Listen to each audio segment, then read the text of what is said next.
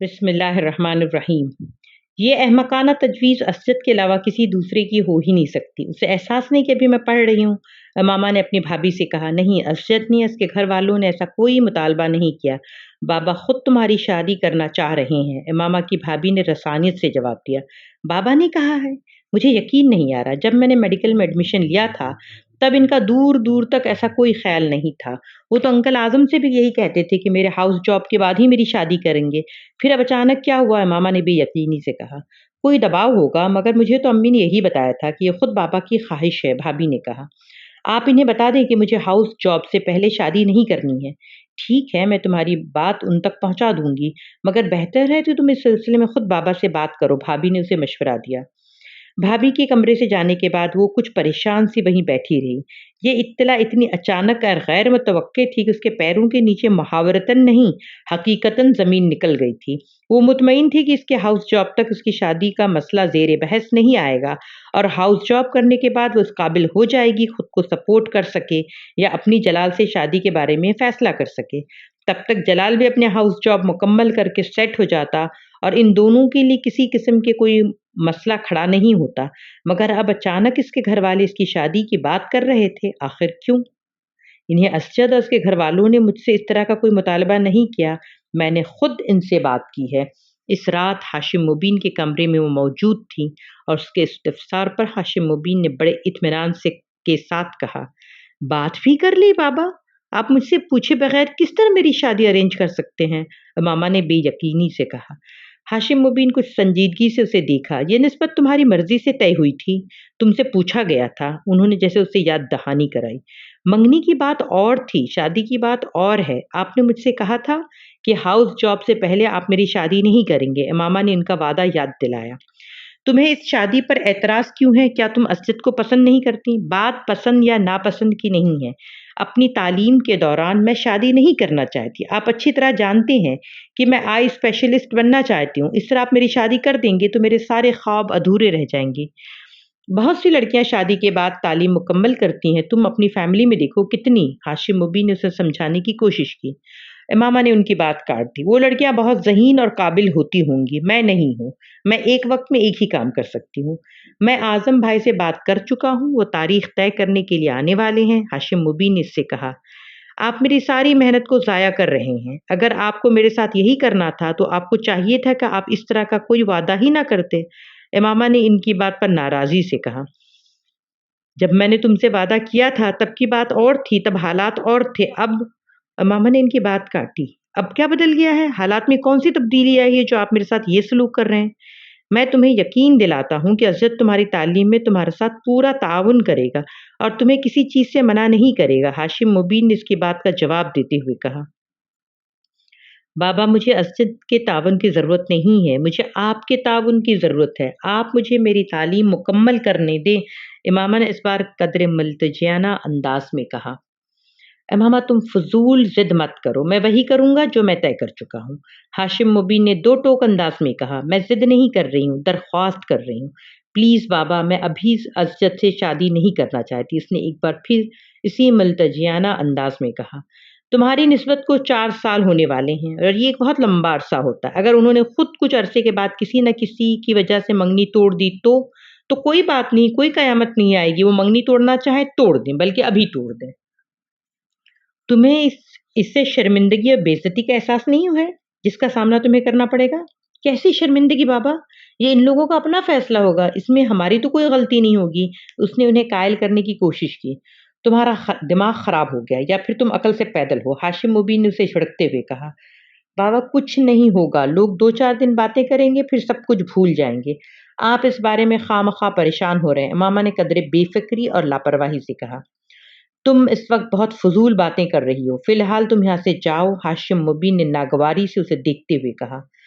امامہ بادل نخواستہ وہاں سے چلی آئی، مگر اس رات وہ خاصی پریشان رہی۔ اگلے دن وہ واپس لاہور چلی آئی۔ ہاشم مبین اس سلسلے میں دوبارہ بات نہیں کی۔ لاہور آ کر وہ قدرے مطمئن ہو گئی اور ہر خیال کو ذہن سے جھٹکتے ہوئے اپنے امتحان کی تیاری میں مصروف ہو گئی۔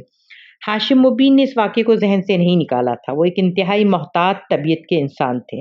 वो इमामा के बारे में पहली बार उस वक़्त तशवीश में मुब्तला हुए थे जब स्कूल में तहरीम के साथ झगड़े वाला वाक़या पेश आया था। अगरचे वो कोई ऐसा गैर मामूली वाक़या नहीं था, मगर इस वाक़ये के बाद उन्होंने एहतियाती तदाबीर के तौर पर इमामा की निस्बत अज़्ज़त के साथ तय कर दी थी। इनका ख़्याल था इस तरह इसका ज़हन एक नए रिश्ते की जानिब मुंतमिल हो जाएगा, और अगर इसके ज़हन में कोई शुबहा या सवाल पैदा भी हुआ तो इस नए ताल्लुक़ के बाद वो अपने बारे में ज़्यादा तरद्दुद नहीं करेगी। इनका ये ख़्याल और अंदाज़ा सही भी साबित हुआ। इमामा का ज़हन वाक़ई तहरीम की तरफ से हट गया था।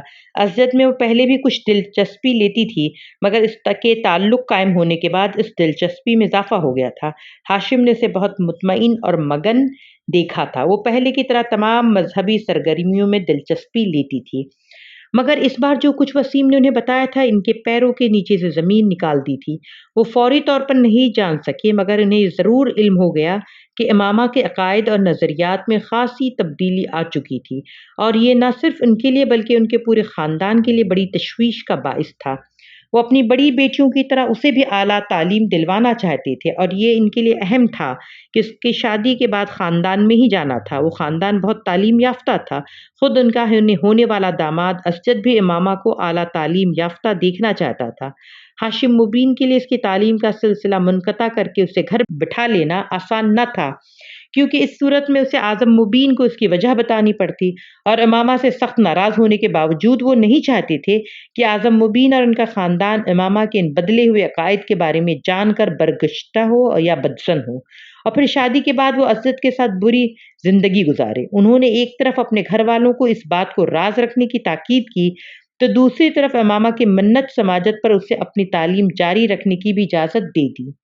इमामा सबीहा के लेक्चर अटेंड करने, उसके वहाँ जाने या जलाल से मिलने के मामले में इस कदर मोहतात थी कि उसका ये मेल जोल उन लोगों की नज़रों में नहीं आ सका।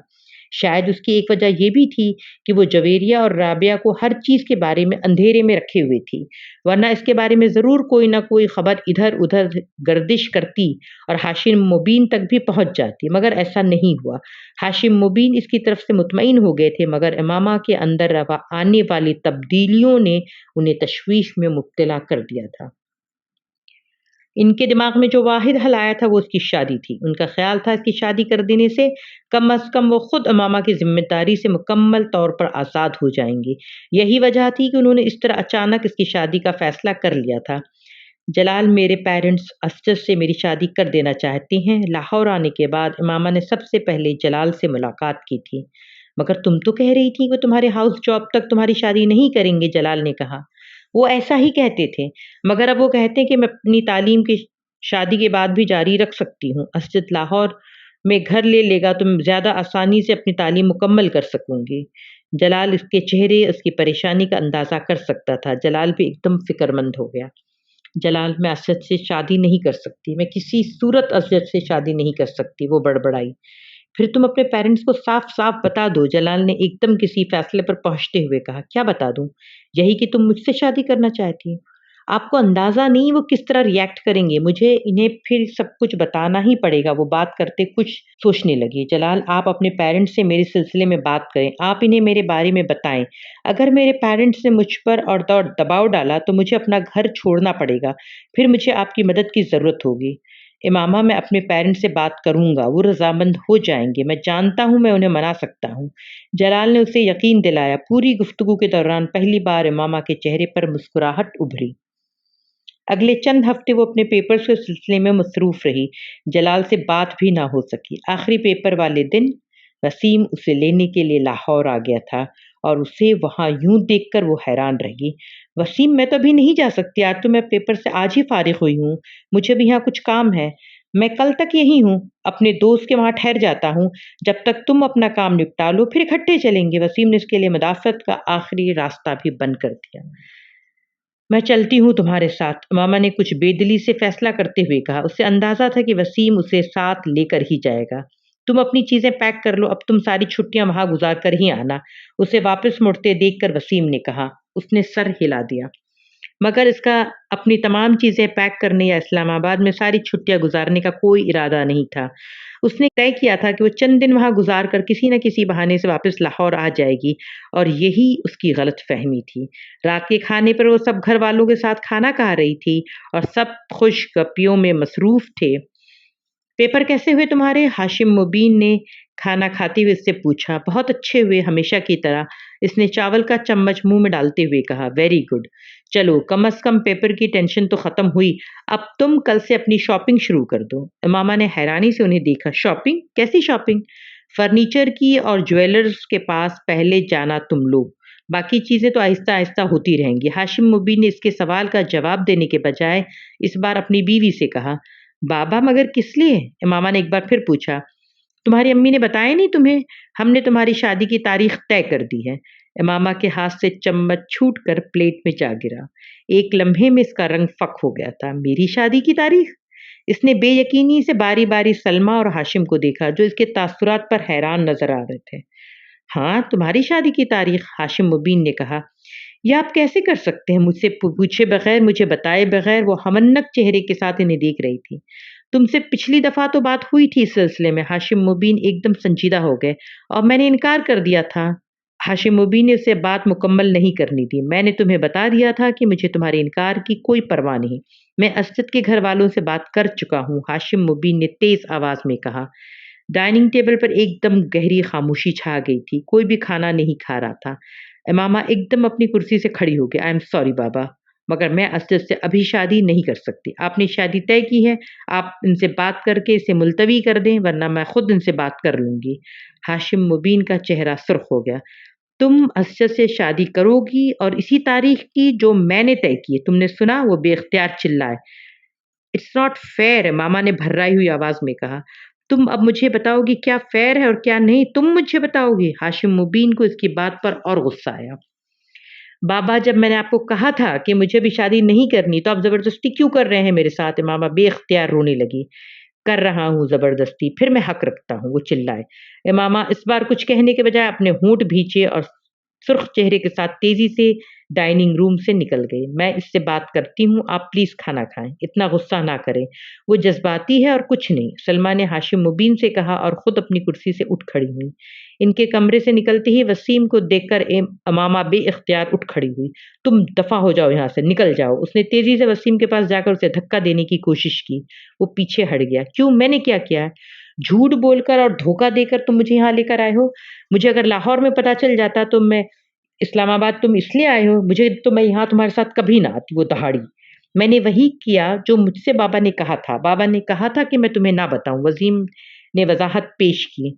फिर तुम यहाँ मेरे पास क्यों आए हो? बाबा के पास जाओ, इनके पास बैठो, बस यहाँ से दफा हो जाओ। वसीम होंठ भींचे उसे देखता रहा, फिर कुछ कहे बिना कमरे से निकल गया।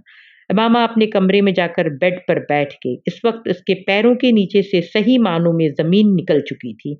ये इसके वहम और गुमान में भी नहीं था कि उसके घर वाले उसके साथ इस तरह कर सकते हैं। वो इतने कदामत परस्त या कट्टर नहीं थे वो जितने वो इस वक्त हो गए थे। इसे भी यकीन नहीं आ रहा था कि ये सब इसके साथ हो रहा था। इसका दिल डूबने लगा।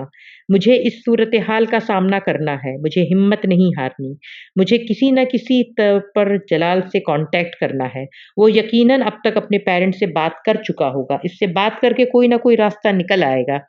वो बेचैनी से कमरे में टहलते हुए सोचती रही। इसके कमरे में दोबारा कोई नहीं आया। रात के 12 बजे वो अपने कमरे से निकली। वो जानती थी कि इस वक्त तक सब सोने के लिए जा चुके होंगे। उसने जलाल के घर का नंबर डायल करना शुरू कर दिया। फोन किसी ने नहीं उठाया। उसने यके बाद दीगरे कई नंबर मिलाए। आधे घंटे तक इस तरह कॉल्स करने रहने के बाद इस मायूसी के साथ फोन रख दिया। वो जवेरिया या राबिया को फोन नहीं कर सकती थी। वो दोनों इस वक्त हॉस्टल में थी।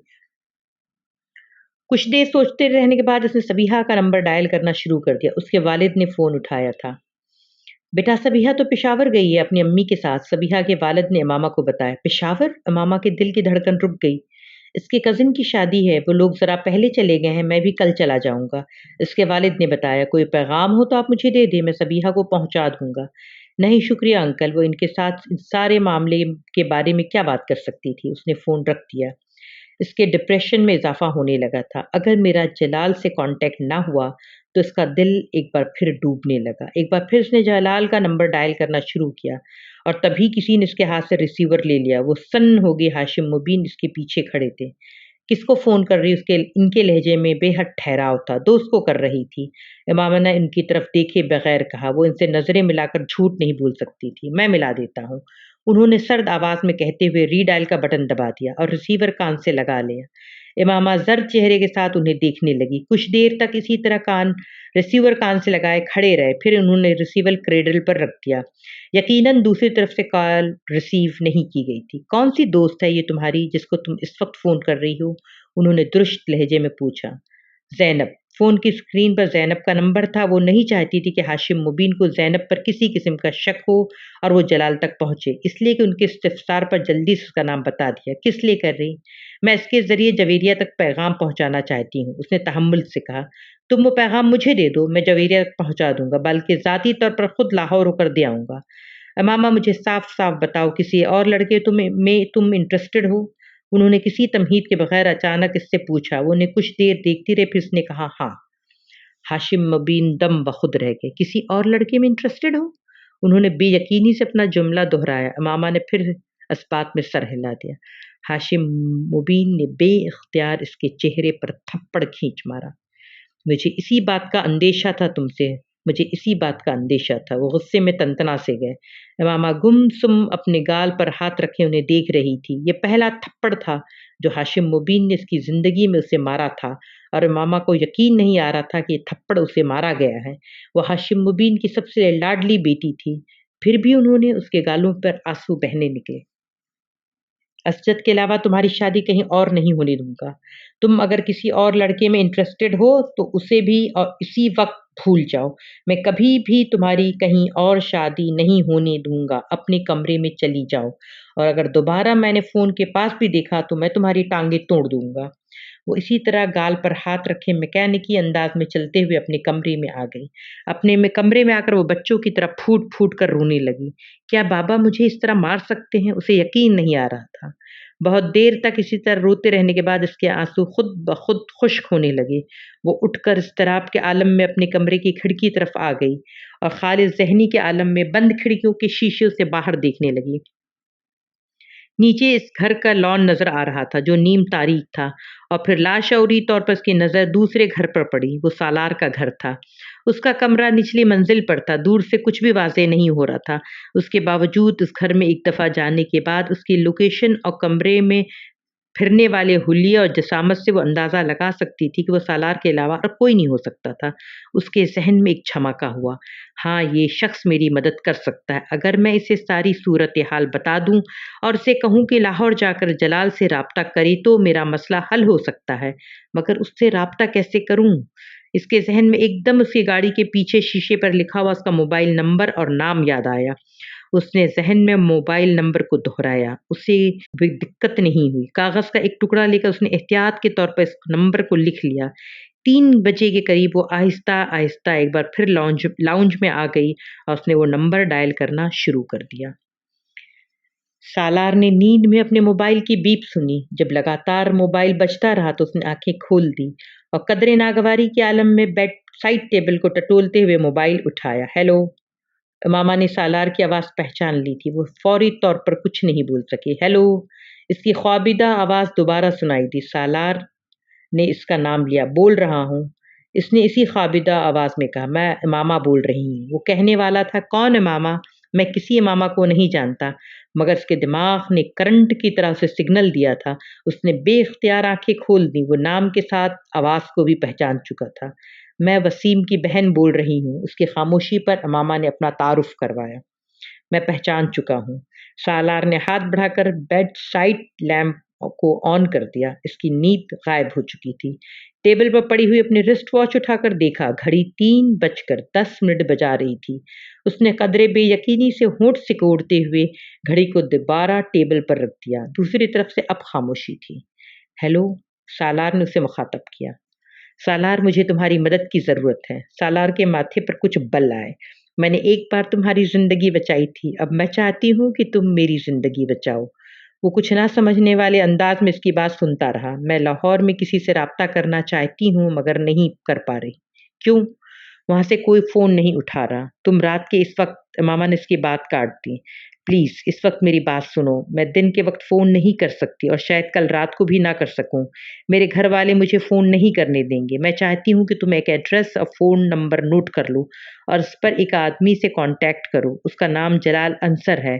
تم مجھ سے صرف یہ پوچھ کر بتا دو کہ اس نے اپنے پیرنٹس سے بات کی ہے، اگر کی ہے تو کیا رسپانس ہے۔ یہ بھی بتا دو کہ میرے پیرنٹس نے یہاں میری شادی طے کر دی ہے اور اب وہ شادی کے بغیر مجھے لاہور آنے نہیں دیں گے۔ وہ سالار کو اچانک اس سارے معاملے میں دلچسپی پیدا ہونے لگی۔ کمبل کو اپنے گھٹنوں سے اوپر تک کھینچتے ہوئے وہ ماما کی بات سنتا رہا۔ وہ ایک ایڈریس اور فون نمبر دہرا رہی تھی۔ سالار نے اس نمبر اور ایڈریس کو نوٹ نہیں کیا، اس کی ضرورت ہی نہیں تھی۔ اس نے پوچھا، اور اگر میرے فون کرنے پر کسی نے فون نہیں اٹھایا تو؟ جب وہ خاموش ہو گئی جس نے پوچھا، دوسری طرف لمبی خاموشی رہی۔ پھر ماما نے کہا، تم لاہور جا کر اس آدمی سے مل سکتے ہو پلیز، یہ میرے لیے بہت ضروری ہے۔ اس بار ماما کی آواز ملتجیانہ تھی۔ اور اگر اس نے پوچھا کہ میں کون ہوں تو جو چاہے اسے بتا دینا، مجھے اس سے دلچسپی نہیں ہے۔ میں صرف اس مصیبت سے چھٹکارا چاہتی ہوں۔ کیا یہ بہتر نہیں کہ تم اس آدمی سے خود بات کرو؟ سالار نے کچھ سوچتے ہوئے کہا، میں تمہیں بتا چکی ہوں، شاید مجھے دوبارہ فون کا موقع نہ ملے، اور فی الحال وہ آدمی تو فون ریسیو نہیں کر رہا۔ سالار نے اس کی بات کے جواب میں کچھ نہیں کہا اور اس نے مایوسی کے عالم میں مزید کچھ کہے بغیر فون رکھ دیا۔ سالار موبائل بند کر کے کچھ دیر اسے ہاتھ میں لے کر بیٹھا رہا۔ جلال انصر، امامہ ہاشم، رابطہ، پیرنٹ سے بات، زبردستی کی شادی۔ اس نے وہاں بیٹھے بیٹھے اس جگ سا پزل کے ٹکڑوں کو جوڑنا شروع کر دیا۔ اس نے ماما سے جلال کے بارے میں پوچھا نہیں تھا مگر وہ اندازہ کر سکتا تھا اس سے ماما کا تعلق کس طرح کا ہو سکتا تھا۔ وہ اپنی داہنی ٹانگ ہلاتے ہوئے ان دونوں کے بارے میں سوچتا رہا۔ اسے یہ صورتحال خاصی دلچسپ محسوس ہو رہی تھی۔ امامہ جیسی لڑکی اس طرح کے کسی افیئر میں انوالو ہو سکتی تھی؟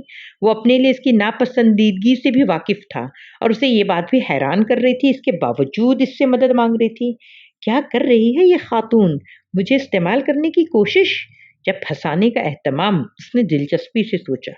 کمبل اپنے سینے تک کھینچتے ہوئے اس نے آنکھیں بند کر لی مگر نیند اس کی آنکھوں سے مکمل طور پر دور تھی۔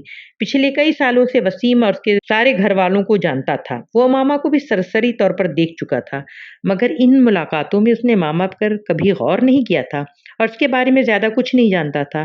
اس کے اپنے گھر والوں کے برعکس وسیم کا گھرانہ خاصا روایت پرست تھا اور وہ بھی اس طرح کے کھلے عام ان کے گھر نہیں جا سکا جس طرح وہ اپنے دوسروں دوستوں کے گھروں جاتا تھا۔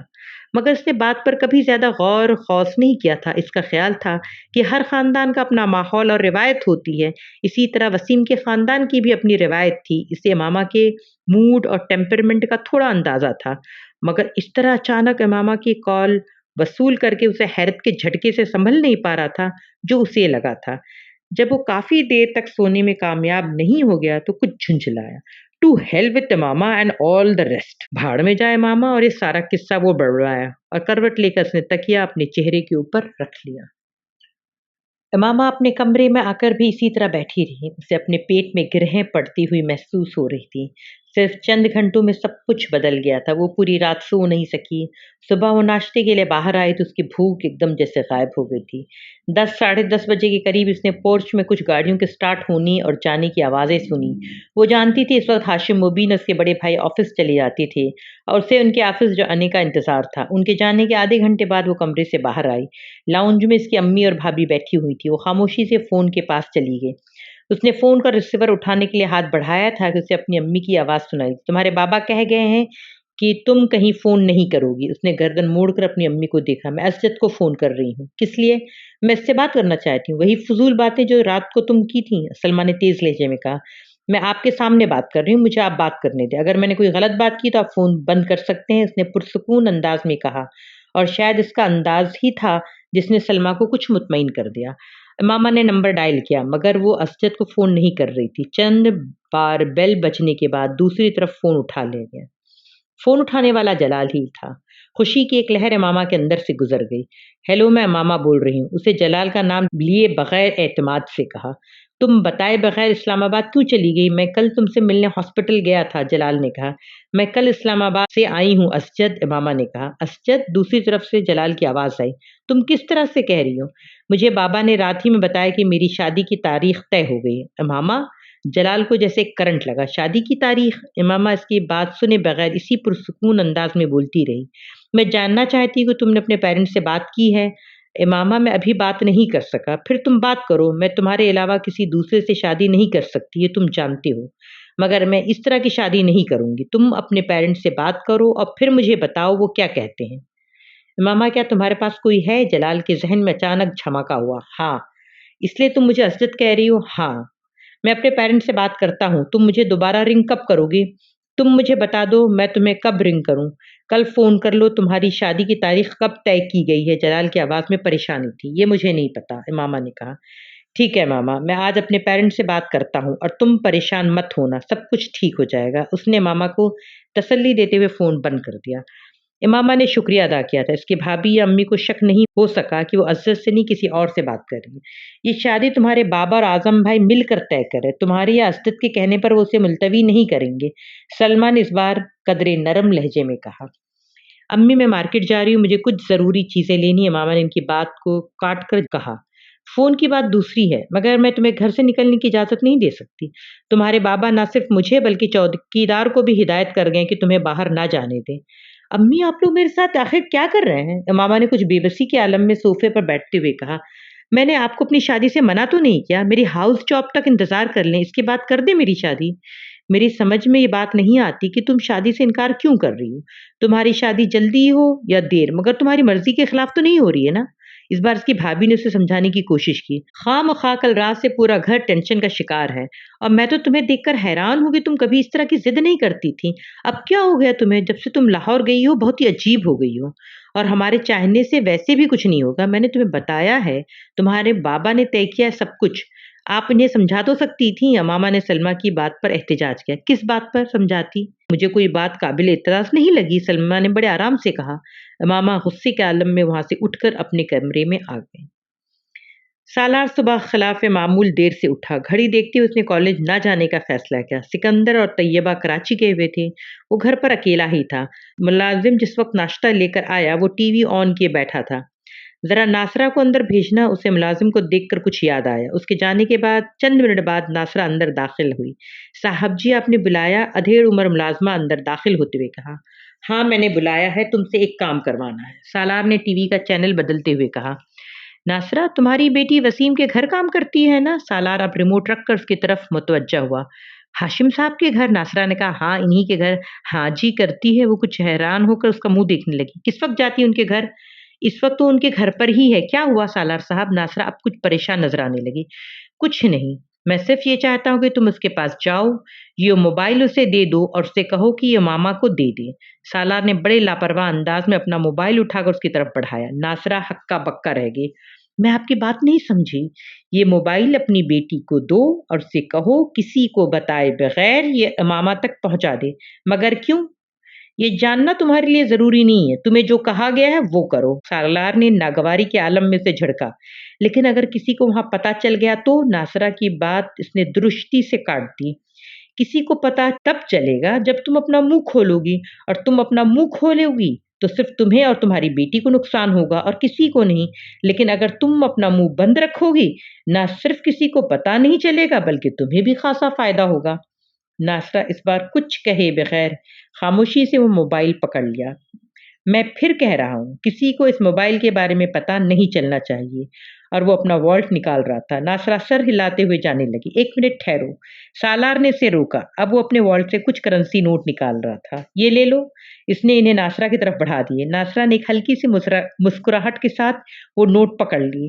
वो जिन घरों में काम करती थी वहां के बच्चों के ऐसे बहुत से राजों से वो वाकिफ थी। उसे भी पैसा कमाने का मौका मिल गया था। उसने फौरी अंदाजा यही लगाया था कि इमामा और सालार का चक्कर चल रहा था और ये मोबाइल वो तोहफा था जो उसे मामा को देना था। मगर उसे हैरानी इस बात पर हो रही थी कि इस सब का इसे पहले क्यों नहीं पता चला, और फिर मामा इसकी तो शादी हो रही थी, फिर वो क्यों इस तरह की हरकतें कर रही थी। और देखो ज़रा मुझे, मैं मामा बीबी को कितना सीधा समझती थी। नासरा को अब अपनी बेखबरी पर अफ़सोस हो रहा था। अब्बू, मैं आपसे एक बात करना चाहता हूँ। जलाल रात को अपने वालिद के कमरे में चला आया। उसके वालिद इस वक़्त अपनी एक फ़ाइल देखने में मसरूफ़ थे। हाँ, आओ, क्या बात है? उन्होंने जलाल को देखते हुए कहा। वो इनके पास एक कुर्सी पर बैठ गया। कुछ देर वो इसी तरह खामोशी से बैठा रहा। उसके वालिद ने गौर से उसका चेहरा देखा। इन्हें अंदाज़ा हो गया था कि वो कुछ परेशान है। क्या बात है जलाल? उन्हें एकदम तशवीश होने लगी। अब्बू, मैं शादी करना चाहता हूँ, जलाल ने किसी तमहीद के बगैर कहा। क्या? अंसर जावेद को इसके मुंह से इस जुमले की तवक्को नहीं थी। तुम क्या करना चाहते हो? मैं शादी करना चाहता हूँ। ये फैसला तुमने एकदम कैसे कर लिया? कल तक तुम बाहर जाने की तैयारियों में मसरूफ थे और अब आज तुम शादी का जिक्र लेकर बैठे हो। अंसर जावेद मुस्कुराए। बस मामला ही कुछ ऐसा हो गया, मुझे आपसे बात करनी पड़ रही है। अंसर जावेद संजीदा हो गए। आपने जैनब की दोस्त मामा को देखा है? उसने चंद लम्हों के तौक़ुफ़ के बाद कहा। हाँ, तुम इसमें इंटरेस्टेड हो? अंसर जावेद ने फ़ौरन अंदाज़ा लगाया। जलाल ने इस बात में सर हिला दिया। लोग तो बहुत अमीर हैं, इसका बाप बड़ा सनअतकार है और मुसलमान भी नहीं है। अंसर जावेद का लहजा बदल चुका था। अब्बू, वो इस्लाम कबूल कर चुकी है। इसकी फैमिली कादियानी है, जलाल ने वजाहत की। इसके घर वालों को पता है? नहीं। तुम्हारा क्या ख्याल है कि वो ये प्रपोजल कबूल कर लेंगे? अंसर जावेद ने चुभते हुए लहजे में पूछा। अब्बू, उसकी फैमिली की इजाज़त की ज़रूरत नहीं है। इन लोगों की इजाज़त के बगैर हम शादी करना चाहते हैं। तुम्हारा दिमाग तो ठीक है? इस बार अंसर जावेद ने बुलंद आवाज़ में कहा। मैं तुम्हें किसी हालत में इसकी इजाज़त नहीं दे सकता। जलाल का चेहरा उतर गया। अब्बू, मेरी इसके साथ कमिटमेंट है, उसने मध्यम आवाज़ में कहा। मुझसे पूछकर कमिटमेंट नहीं की थी तुमने, और इस उम्र में बहुत सारी कमिटमेंट्स होती रहती हैं। इसका ये मतलब नहीं है कि बंदा अपनी ज़िंदगी ख़राब कर ले। मुझे इसके ख़ानदान का असर व रसूख़ का पता है। इन्हें अपने पीछे लगाकर हम सब बर्बाद हो जाएँगे। अब्बू, मैं खुफ़िया तौर पर शादी कर लेता हूँ, किसी को बताएँगे नहीं तो कुछ भी नहीं होगा। और अगर पता चल गया तो मैं वैसे भी तुम्हारी तालीम के मुकम्मल होने तक तुम्हारी शादी करना नहीं चाहता। अभी तो तुम्हें बहुत कुछ करना है। अब्बू प्लीज़, मैं इसके अलावा किसी से शादी नहीं कर सकता। जलाल ने मध्यम आवाज़ में अपनी बात पर ज़ोर देते हुए कहा। अच्छा, ऐसा है तो उससे कहो कि अपने वालिदैन से इस सिलसिले में बात करें। अगर उसके वालिदैन मान जाते हैं तो मैं तुम दोनों की शादी कर दूँगा। उन्होंने तेज़ मगर हतमी लहजे में कहा। मगर मैं तुम्हारी शादी किसी ऐसी लड़की से कतई नहीं करूँगा जो अपने घर वालों की मर्ज़ी के ख़िलाफ़ तुमसे शादी करना चाहे। अब्बू, आप इसका मसला समझिए, वो बुरी लड़की नहीं है, वो बहुत अच्छी लड़की है। बस वो किसी मुसलमान से शादी करना चाहती है जिस पर उसके घर वाले राज़ी नहीं होंगे। जलाल ने दानिस्ता तौर पर असजद उसकी मंगनी का ज़िक्र को गोल कर दिया। मुझे किसी दूसरे के मसाइल से कोई दिलचस्पी नहीं है और तुम्हें भी नहीं होनी चाहिए। ये मामा का मसला है, वो जाने। तुम अपने काम से काम रखो, अपने मुस्तकबिल के बारे में सोचो। अंसर जावेद ने दो टोक अंदाज में कहा। अब्बू प्लीज़ मेरी बात समझे, इसकी मदद को ज़रूरत है। बहुत से लोगों को मदद की ज़रूरत होती है, तो तुम किस किस की मदद को करोगे? वैसे भी हमारे और उनके स्टेटस में इतना फ़र्क है कि इनसे कोई दुश्मनी या मुखालफत मोल लेना हमारे बस की बात नहीं है। समझे तुम? और फिर मैं गैर मुस्लिम लड़की से शादी करके अपने ख़ानदान वालों का सामना कैसे करूँगा? अब्बू, वो मुसलमान हो चुकी है, मैं आपको बताया है, जलाल ने झुंझला कर कहा। 4 मुलाकातों में तुमसे इतनी मुतासिर हो गई कि उसने इस्लाम कबूल कर लिया। अब्बू, इससे मुझसे मिलने से पहले इस्लाम कबूल कर लिया था। तुमने इस्लाम कबूल करते देखा था इससे? मैं इससे मज़हब के बारे में तफ़सीलन बात करता रहा हूँ। मैं जानता हूँ कि वो इस्लाम कबूल कर चुकी है। बिलफ़र्ज़ वो ऐसा कर भी चुकी है, तो फिर उसे अपने मसाइल खुद निपटना चाहिए। तुम्हें बीच में नहीं घसीटना चाहिए। अपने वालिदैन से वो दो टोक बात करें, उन्हें बताएँ कि वो तुमसे शादी करना चाहती है। फिर मैं और तुम्हारी अम्मी देखेंगे हम क्या कर सकते हैं। देखो जलाल, अगर इसका ख़ानदान अपनी मर्ज़ी और खुशी से इसकी शादी तुम्हारे साथ करने पर तैयार हो जाए, तो मैं उसे बख़ुशी कबूल कर लूँगा, मगर किसी बेनामो निशान की लड़की से तुम्हारी शादी नहीं करूँगा। मुझे इस माशरे में रहना है, लोगों को मुँह दिखाना है। बहू के ख़ानदान के बारे में क्या कहूँगा मैं किसी से कि वो मेरे घर छोड़ कर आई है और उसने अपनी मर्ज़ी से मेरे बेटे से शादी कर ली है? अब्बू, ये हमारा मज़हबी फ़रीज़ा है कि हम इसकी मदद करें। अंसर जावेद ने तल्ख़ी से इसकी बात काट दी। मज़हब को बीच में मत लेकर आओ। हर चीज़ में मज़हब की शिरकत ज़रूरी नहीं होती। सिर्फ़ तुम ही मज़हबी फ़रीज़ा अदा करने वाले रह गए हो। बाकी सारे मुसलमान मर गए हैं क्या? अब्बू, उसने मुझसे मदद माँगी, मैं इसलिए कह रहा हूँ। बेटा, यहाँ मदद की या मज़हब की बात नहीं है, यहाँ सिर्फ़ ज़मीनी हक़ाइक़ को देखने की ज़रूरत है। बहुत अच्छी बात है कि तुम में मदद का जज़्बा है और तुम्हें अपने मज़हबी फ़रीज़े का एहसास है, मगर इंसान पर कुछ हक़ उसके वालिदैन का भी होता है और ये हक़ भी मज़हब ने फ़र्ज़ किया है और इस हक़ के तहत मैं चाहता हूँ कि तुम इस ख़ानदान की मर्ज़ी के बगैर इससे शादी ना करो। फ़र्ज़ करो तुम इससे शादी कर भी लेते हो तो क्या होगा? तुम तो चंद माह में अमेरिका होगे और वो यहाँ घर बैठी होगी। मेरे पास इतना पैसा नहीं है कि मैं तुम चारों की तालीम पर भी खर्च करूं और उसकी तालीम पर भी। तुम अच्छी तरह जानते हो कि तुम पर मेरा कितना खर्चा हो रहा है। वो तो डॉक्टर तो नहीं बनेगी, यहाँ घर में कितने साल तुमसे उसे बिठा सकते हो? और अगर उसके खानदान तुम पर या हम पर केस कर दिया तो इस सूरत में तुम भी पाबंद होकर रह जाओगे और मैं भी। तुमको अपनी बहन का एहसास होना चाहिए। तुम ये चाहते हो कि इस उम्र में मैं जेल चला जाऊं और शायद तुम भी। और जलाल कुछ बोल नहीं सका। इन चीज़ों के बारे में इतना जज़्बाती होकर नहीं सोचना चाहिए।